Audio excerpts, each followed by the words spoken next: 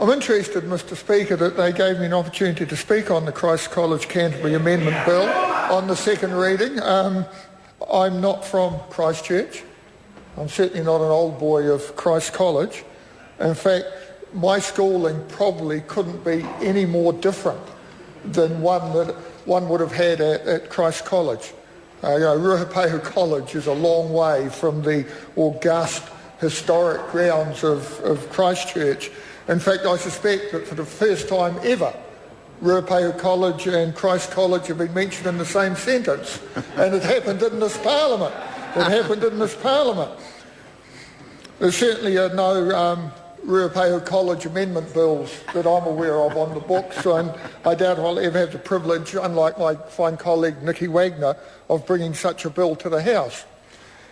Perhaps the most enjoyable part of the debate this afternoon has been hearing of Mr Gilmore's experiences of playing cricket on those hallowed green grounds of Christ College, and noting that he's made a duck. I made a duck in an inter-school cricket match once. It was against Taihape College. And I remember it well. It was 45 years ago. It was my first game as captain of the Ruapehu College First 11. Yeah, we struggled. We always struggled for the 11th player. I think my sister filled in, actually, Mr Robertson.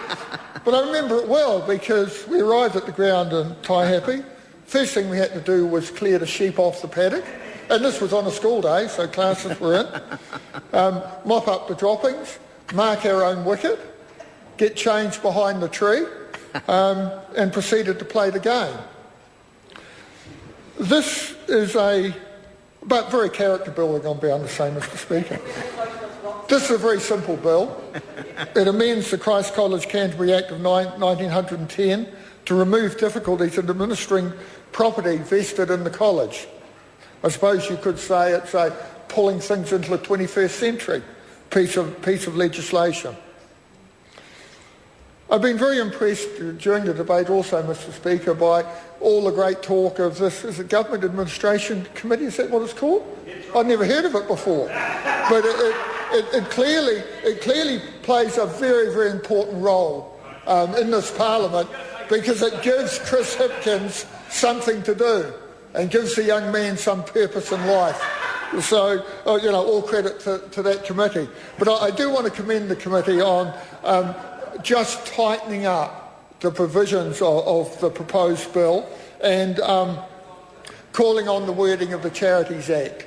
I think that just does show the value of having a committee like that and the committee process generally.